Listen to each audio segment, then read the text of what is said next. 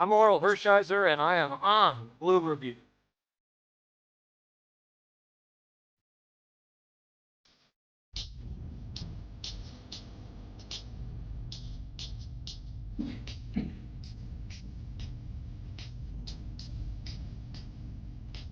Hey, this is Sean Green. You're watching the Blue Review. Bum, Bum, bum, bum, bum, ba-da-da, bum, bum, bum. bum. Ring. Well, a little bit of pew pew for a win, but it's not a losing streak anymore. But I guess you need 2 for those to be a losing streak. I don't know, Marcus. Yeah, I don't know. it's things are not great in Dodgerland right now, but slightly better than they were the last time we talked to you. Welcome everybody to a Monday morning edition of the Blue Review, presented by LAX. I'm Marcus Grant. That is Greg Bergman. We'll be joined by our friend Jeff Spiegel in just a moment. How do you describe the weekend other than just to say, nah? It's very much meh, and Jeff and all of us will get into in just a moment. But they just are doing everything wrong. They are not pitching all that great. They are not hitting all that great. Their decisions on the base pass not great. Their defense on the field not great. Throwing balls away. This is just a team that is in complete mess. They'll figure it out, but it's not great, Bob. Not great, Bob, right now. But what I can tell you is that the Blue Review is powered by LAX. And the next time you're heading to LAX, look up. You'll see the future of airport travel in action as the new all-electric Skylink People Mover train is undergoing testing. For more information, visit lawa.org/ESPN. Okay. Glad to welcome back our friend and co-conspirator, Mr. Jeff Spiegel. Jeff, you picked a great time to come back because everything is on fire and falling apart. So welcome. Hey, Kyle Tucker's back, boys. I don't know why the long faces. Kyle Tucker has arrived. We're here. The best hitter on the team. By a lot. By a lot. Which is crazy. It's wild that when everything starts going wrong, that's when Kyle Tucker puts on his cape and rides to the rescue for this team. Well, yeah. I'm not sure about the rescue part, but is doing better. He is doing better. What is it? 6-game hitting streak for Kyle Tucker? 7-game hitting streak. Yeah, 7-game hitting streak for Kyle Tucker. He's found a power stroke in there as well. He really has been the Dodgers' most productive hitter over this stretch. But where do we start, Jeff? I guess we start yesterday with Justin Robleski, and it appears as though maybe the worst thing that happened to him was getting a nickname from Pedro Martinez, because it feels like ever since he was dubbed the Shark, things have gone sideways for him, Jeff. Yeah, I like Justin Robleski. I'm a fan of him as a person, as a player. I think this is not an indictment of where his career is going to be. And yet, on my various shows, I have been telling people all season, hey, this is a great story, but none of the underlying metrics suggest that this guy is a 1.98 ERA guy. He wasn't missing bats. He wasn't striking people out. He was allowing contact, and it wasn't exactly soft contact either.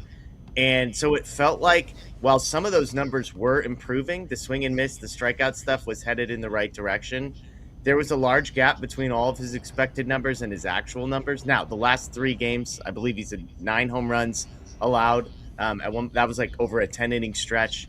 That is like going the other direction. We've now gone past the expected numbers, and it seems like it's worse than it could be. But I do think a guy who's thrown more innings than he's ever thrown, who's been carrying a load that's heavier than any load he's had to carry at any point this season, on top of the fact that he was exceeding expectations and was due for aggression. So I'm not going to say I'm terribly surprised by this, but it's not real pretty to watch the back end of the Dodgers rotation at the moment, unless your name is Roki Sasaki, and then things have turned around in the other direction for you. Yeah, I mean, that's the thing, is that I feel like for the most part, the pitching wasn't terrible this weekend. Now there are some exceptions. You know, Justin Robleski obviously gets roughed up yesterday. Edwin Diaz had a couple of miserable nights coming out of the bullpen. But, Greg, I feel like, Roki deserved a better fate than what he got on Friday night. Yamamoto pitched his butt off just to keep this thing close, and finally the Dodgers were able to pull one out on Saturday. And really, again, beyond Edwin Diaz, Greg, I mean, the bullpen's been good. So at least this weekend, for the most part, I don't think pitching was really the problem. No, it really wasn't the problem for the entire weekend, and it's very much on the offense, but it's also a lot of the other little things that are going on that is kind of the issue. Yes, Edwin Diaz did go game after game and give up the lead twice and blow the game twice. But yes, the pitching was right. It's just all the other little things that are happening on the field that are just kind of frustrating me right now. Where throwing balls away in the infield, not misplaying balls in the outfield, running into outs on the base paths, just all the little things that are going wrong is why this team is losing. Is typically not what this team does. They are a very fundamentally sound baseball team, and this has not been fundamentally sound. The pitching is starting to catch up. Edgardo Henriquez is starting to look better in the bullpen. Tanner Scott has a couple good outings, but for the most part, it's fully on the offense in my mind. Yeah, so that is a big problem for sure. One of the things I definitely saw over the weekend that has, I think, become a talking point now, Jeff, is obviously the offense has been bad. They have been bad against fastballs, which seems sort of bewildering considering the guys on this roster. But it does seem, Jeff, like now they're just starting to get a heavy diet of fastball. Like the secret is out, right? If people at home watching can figure this out, the folks around Major League clubhouses definitely know that. I don't know that there's an easy fix to that. This is not a team with a lot of bat speed. They're also older. Is this a problem we need to continue to monitor? Yeah, Eno Saris of the Rates and Barrel podcast from The Athletic was kind of the first person to highlight this, I believe, in lots of places. Dodgers Digest being one have kind of done a deep dive on this. But it's really interesting because the Dodgers got not a lot of fastballs and were smashing them early in the season. But if you look at the trajectory, they are now seeing more fastballs than any team in Major League Baseball, and their OPS against them has dropped by about 200 points. And if you watch the last couple series, the biggest reason for that is the slug apparently is gone. I mean, this is a team that, like, it felt like they had 21 hits and 19 of them were singles. And that's just hard. I know there's lots of people that have been crying for this team to play small ball. But as I explained to somebody on social media, I'm like, the problem with needing singles and walks to score is you need like 3 or 4 of them in a row. The Dodgers were really good at getting 2 or 3 and then really bad at finding the fourth one where they would actually break through. And so this is a really bewildering one for me. I don't know if this is like a sustainably bad thing that is going to be problematic, or if the Dodgers are just slumping. That is the nature of baseball. At times, you just, for whatever reason, guys struggle. Like, I find it hard to believe that some of the better hitters on the Dodgers, Freddie Freeman, Max Muncy, even Teoscar Hernandez, just forgot how to hit fastballs. Like, Eduardo Rodriguez was throwing 92-mile-an-hour fastballs in the zone past Teoscar Hernandez yesterday in big spots. And so I still, as the eternally optimistic person, I want to believe that this is just a blip on the radar. And, a month from now, we're going to look back and be like, man, remember that time when all they were getting were fastballs and they couldn't hit any of them? But in the middle of it, as we currently speak, I don't know what the answer is. And it's not a great feeling when it feels like there's kryptonite sitting out there for your team and there's nothing you can do about it. I want to just make a point off of that whole thing when you're talking about the small ball. Like we've seen it time and time again, especially against the Dodgers in the postseason. The teams that play small ball, I'm looking at you, Brewers. Like, that doesn't work in the postseason. You need to slug to win in the postseason. You need good pitching and you need a slug, and it doesn't work because to your point, you need 3 or 4 to get guys across, and that's why when you see what happened to the Brewers last year, it was a sweep. They went right through them because the Dodgers slugged, and the Brewers tried to play that small ball that just got them moving around the bases, and that may work really well for you in the regular season against all these other little crap teams, but when you're playing against like big boys over and over again in the postseason, it doesn't work. And that's, so if you're asking for small ball with this team, you're asking for the wrong thing from the wrong team. Well, the other part of playing small ball is that it is hard to put together truly big innings, right? You can scratch out a run here, maybe get 2 here, but if you're talking about trying to put up big crooked numbers, you do need that slug. You need those extra base hits. You need those home runs. I mean, and I think we've seen that because during this stretch, the Dodgers averaging about 3 runs per game. Yesterday they had 2. They had 2 in their win on Saturday night. They're just not putting up big numbers because they cannot sustain rallies, and they can't get, they struggle to get guys in scoring position. The other part of this that's been frustrating, Greg, is just the situational hitting. And I feel like it's been a problem all year, but it's, I think, been magnified during this recent stretch. I mean, getting guys on, getting guys in scoring position. I mean, even on Saturday night, right? You start with the runner on second base and you get pop-ups either on the infield or to the shallow outfield that can't move anybody along. Thankfully, they score mostly thanks to a wild pitch, right? The wild pitch on the Fiducia walk, and then Shohei hits a ground ball that Tim Tawa just can't handle at first base. It goes for an infield single. That's how they scored that run. I mean, it counts. It counts all the same, and it helped them get a win. It was not pretty to watch how that happened, though.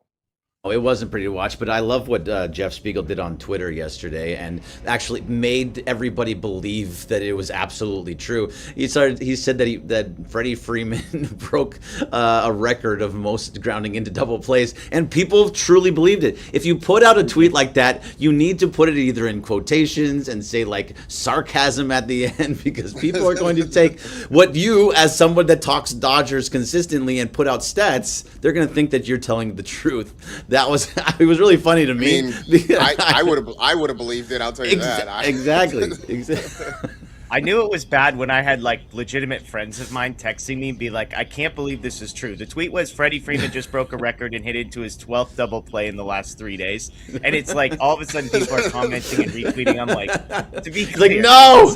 I apologize. That's on me, people. I think he has 3 in his last 10 days. That's what somebody did a Grok fact check on there, and that's what AI said. So I was not anywhere close, but yeah, that cracked me up. I was like, dang it, I needed to go higher. It needed to be 18 double plays in his last 3 days, I think. You needed to go like 35 double plays, and like it needs to be outrageously huge for that joke to actually hit. But it is a problem, Marcus. What is happening? These grounding into double plays, we talked about it last week, and it just is staying consistent. This can't continue to happen. It just destroys innings immediately. Like you get Andy Paz will get on base and then right away ground into double play, and you're like, well, then there goes any sense of any type of rally or any type of inning. It's the situational hitting you're talking about. This is part of the problem. I haven't researched this, but I'm even going to take issue with Grok saying only 3 in the last 10 days, because it feels like it was at least 3 in the series for Freddie Freeman, and a lot of them seem to come very early in the count on the first pitch, second pitch, something like that. It just it's been frustrating to see it. It's frustrating to see a lot of the guys involved, because it does seem like Freeman has been heavily involved in that. It comes early in the count. It just seems as though this team, like you said, to your point, Greg, at the top of the show, hasn't been able to do anything right consistently. The other part that has frustrated me is that it just seems like we've reached the portion of this period now where everybody's trying to do too much, right? Everybody's trying to win the game on one swing. Everybody's trying to win the game with one pitch. Defensively, it's a little bit of hero ball out there, trying to make a throw that probably doesn't need to be made, or just making the perfectly wrong throw or a terrible throw at the wrong time. It does feel like everything has gone sideways all at once, and they're trying to desperately figure out kind of what's happening. At the same time, even losing 2 of 3 and now losing the season series to the Diamondbacks, Jeff, they still have a 7.5 game lead in the division. What should be the appropriate level of panic for this team? With granted, look, there's still 6 weeks plus to go in the season. It's still a sizable lead. They have the second biggest lead, division lead in all of baseball. Is it time to start worrying a little bit?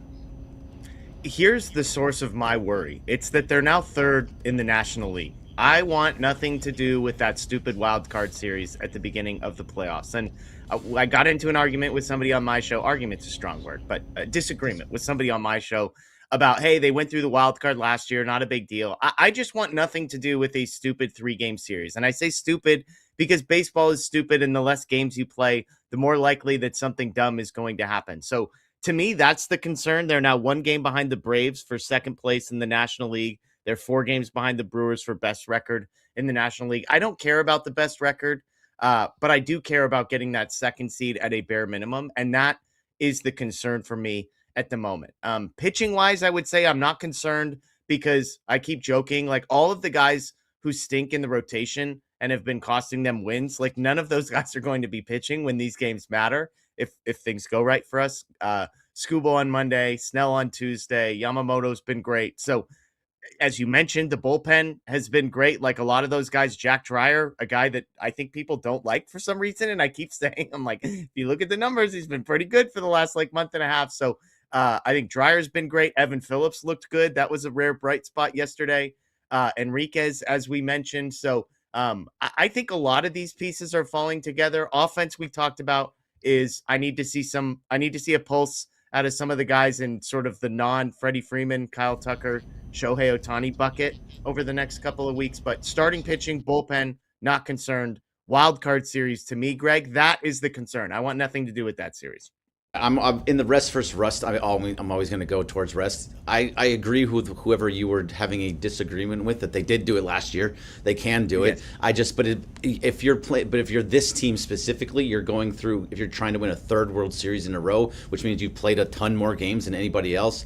I think they have something like 475, 77 games that they've played in the last 3 years. So almost entire 3 seasons at this point before you even get to the postseason. There's much rest as you can possibly get. I think I'm totally on board with that. I just want to know, like, what do you like? And I'm fine with the pitching staff. I think the pitching staff is going to be fine because of what you said too. Skubal, Yamamoto, Snell, Glasnow, you're going to be fine there. What do you do with Robo now? Like, how wet dudes? You put it in the group chat yesterday, Marcus.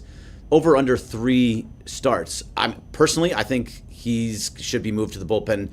Maybe one more start that you're going to give him, but now that Snell is going to be back, I would maybe start putting him into the bullpen sooner rather than later.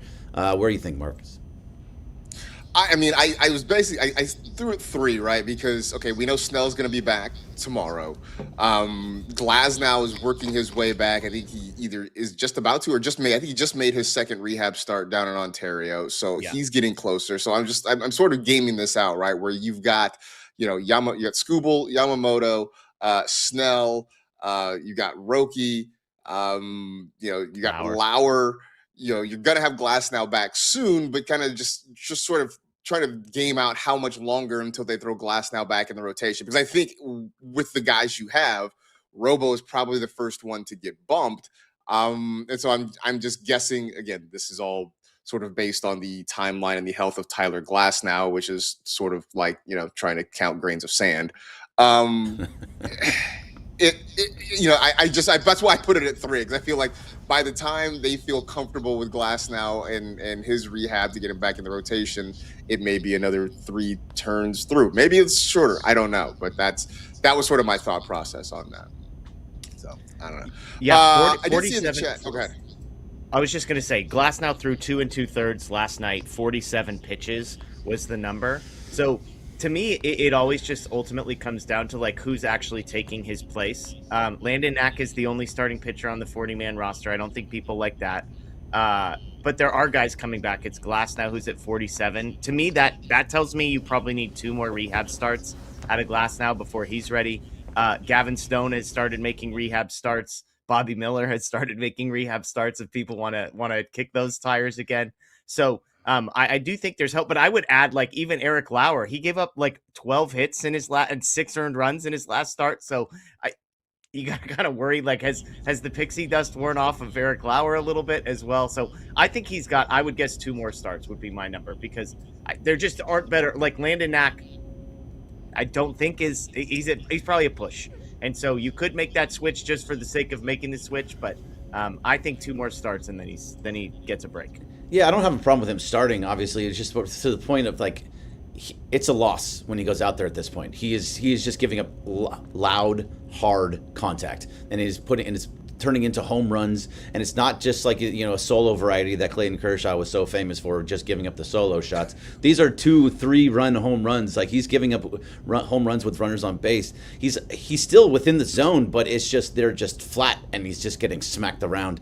So it was always bound to happen with him. Like we have seen this so many time and time again with a young guy that's going through, becomes an all-star, and then he just falls off on the second half. It's understandable. You're still a young guy that doesn't pitch this much. Like Tony Gonsolin was very famous for doing it. I think Gavin Stone was somebody that did it too. There's a bunch of guys that have gone down this road before. Alex Wood did it from years past. Like it just kind of happens, and it's okay. I think he's still going to be great, but he needs to move to the bullpen sooner rather than later, because that's where he's going to be when it all comes into matters. Did see in the chat, and Jeff, I don't know if you have any advanced stats on this so far, but level of concern about Edwin Diaz with what we've seen. I mean, we have not seen the best of Edwin Diaz. Right? We saw him at the beginning of the year, then he gets hurt, he comes back, he's obviously still working through stuff. Is he going to be right? Can we trust he'll be right by October? Well, I mean, he stranded a guy at third with nobody out. We're here, people. Yeah, I mean, ignore the home run and the 2 triples he gave up right before that, but we're back. No, from what I can gather, it's a small sample size. Obviously, it's the breaking ball seems to be the problem. He seems to just lack the ability to spin that thing the way that he is used to. From what I've heard, this is sort of secondhand information. The fastball has graded out pretty good. Velocity and all that seems okay. That it's just he's made a couple mistakes with that slider, and when you leave that thing hanging, it's ripe for the picking. So I'm hopeful that it's similar in some sense to what Evan Phillips is working through, where he basically told me it just takes a little bit of time for your stuff to get there, for the command and the feel to be back. So I'm hopeful that is what's happening. I mean, it was encouraging to see him strand a guy at third. I think there was some obvious luck involved with doing so, but yeah, I still think it's August 10th. That's good news. He's got a couple months to figure this out. If I had to guess, I think the Edwin Diaz we signed up for, some version of that is going to be here come postseason time. Certainly hope so, because what we've seen so far has not been particularly great. I saw a post, I think I put it in the chat about it's going to be really fun when he comes out of the bullpen in LA and they do the whole rave thing, and he's got an ERA of like 10. That's going to be That would be nice. That's going to be wild when that happens. Let's get on to more positive things tonight. Greg, we get to see Tarik Skubal on a mound at Dodger Stadium wearing the home whites for the first time ever. I mean, your thoughts on his first start? Like, I thought, it wasn't maybe vintage high-level Skubal, but I didn't think he was bad in his first outing. No, I thought he was everything that we expected out of him. It was just his first time out there, just, in the weird blue that I didn't really like to see him in. I wanted to see him in the gray or the white, but I thought he was fine. I thought it wasn't like, oh my God, that was amazing, or oof, that was terrible. It was good. It was good to very good. So I think he's going to go out there. I'm really hoping that this is the start of something for this team, because you have 2 pitchers coming back to back that are high level pitchers against a team that's struggling. You have good players that are there, but I think the Royals are a team that you can absolutely handle. So this could be the start of some winning streaks that gets everything, like get right series is what I'm hoping for. And I think Skubal could be the start of it. If he goes out there, he throws 7 innings strong, I think that could be a really nice thing. Just using his off-speed pitches to kind of counteract that nasty 99-mile-per-hour fastball. I think he's going to be very good. I hope so. I think more importantly, Jeff, does the offense come alive against a team that is, 20 some odd games below 500 right now? I think that's the biggest thing, right? That the bats just have to wake up in the next few days. Yeah, I mean, I'm looking over this losing streak. Kyle Tucker has a weighted runs created plus of 195. Ohtani has been good, 164. Pages has been good at 123. Everybody else has been bad. Freddie Freeman is below league average. Teoscar Hernandez, 72. Muncy, 51. Mookie, 24. I mean, Tommy Edman, 24. 0. Weighted runs created plus of 0 for Tommy Edman over this stretch of games. And so I think that's what it is. When there's no slug and you're relying on a larger number of people to contribute, and then you go down the list and you've got basically 3 guys in Tucker, Ohtani, and Pages who have been contributing.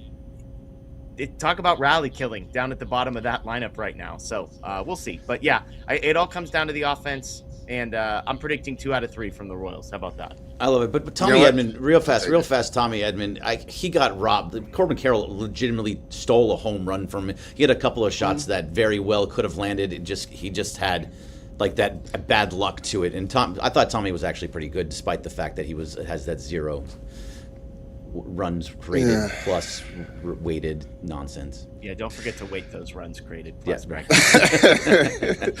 Well, we will see how many runs they create tonight. Hopefully it's more than the Royals do, and we'll be back to talk about it tomorrow. Jeff, good to see you back again. We'll talk soon, man. Likewise. Appreciate you guys. Thanks, man. All right.